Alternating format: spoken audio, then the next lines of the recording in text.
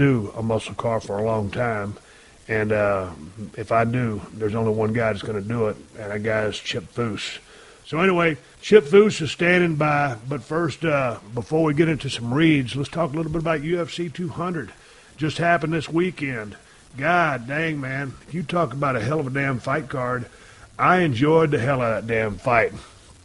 And, you know, when you start off the night with Cain Velasquez taking on Travis Brown, and finally Cain, shoo, man, it looks like Cain has regained his form. He looked fantastic out there against a very tough Travis Brown, and was able to get the win there in pretty easy fashion, I dare say, with all due respect to Travis Brown, who's a tough-ass cat.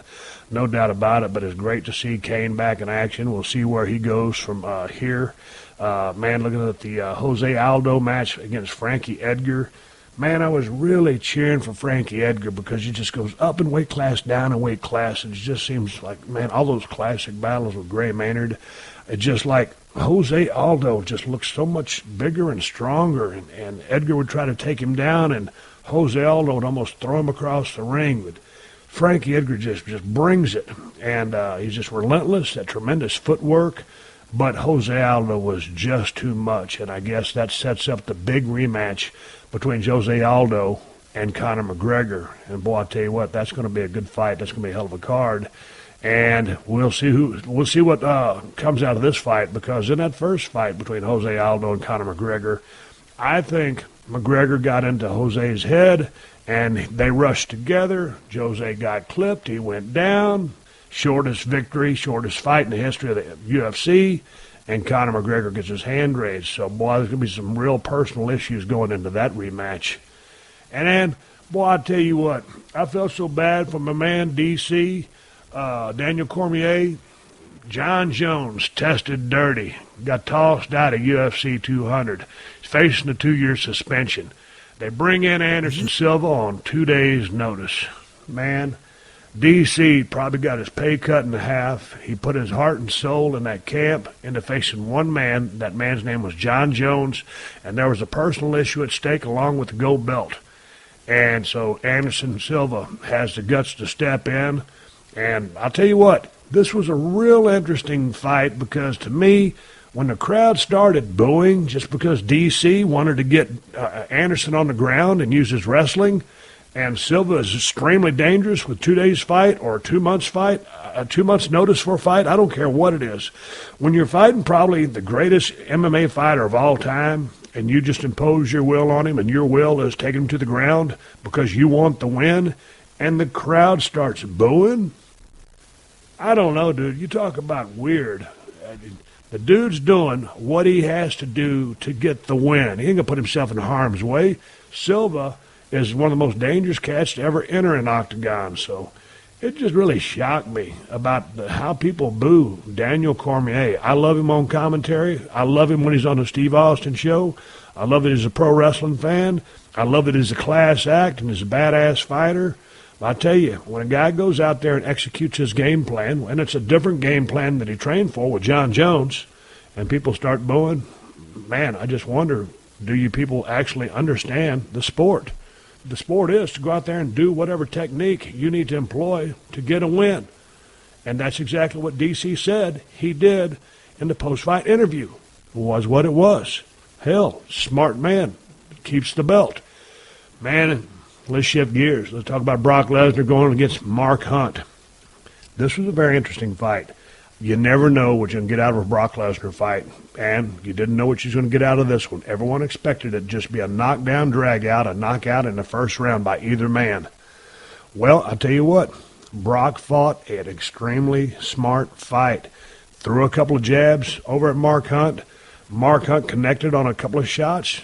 Brock's left eye was swollen up after the press conference, but basically Brock was all about just staying away from getting hit hard or getting hit flush and take Mark Hunt down and impose his will with some ground and pound. And sure enough, man, going in that third round, he got Mark Hunt down once again and just stayed on top of him and smothered him in dominant fashion.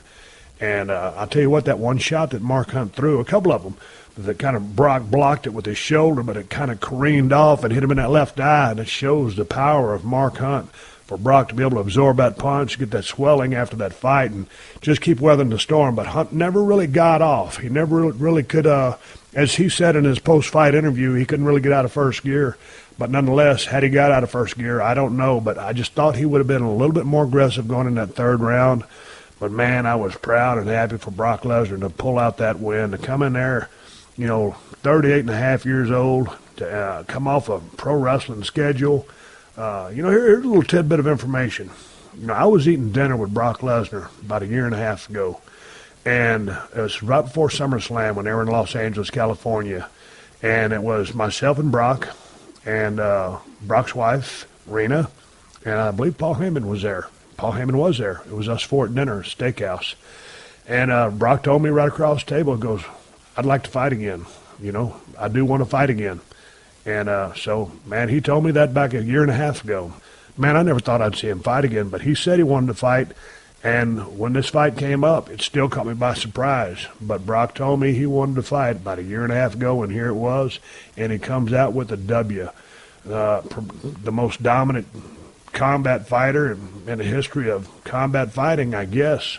The dude can do whatever he wants to. All the championships he's got, from his amateur ranks to the UFC, to the WWE, national championships, all the list of awards that he's accumulated that no one else has been able to do is just simply amazing. And then going into the main event, Miesha Cupcake Tate versus Amanda Nunes. Man, I tell you what. Amanda Nunes, a lot of people, her deal was she can come out aggressive in the first two rounds, very aggressive, but she'll gas towards the latter part of the rounds. And I think Miesha's strategy was to try to weather that storm early on, get her into the third, fourth, fifth round where, Miesha Tate's just that scrapper. She's just always there. You're going to have to just really take her out because she's feisty. She trains hard. She never leaves the gym. She's always there. But Amanda Nunes, super aggressive. Her hands just like laser sharp, was just able to pick apart Miesha Tate, hit her with a couple of big shots, rocked her, and end up submitting Miesha Tate there with basically kind of like a neck crank. Almost went for the choke, but kind of turned into a head crank. And she got the victory. She's the new bantamweight female champion.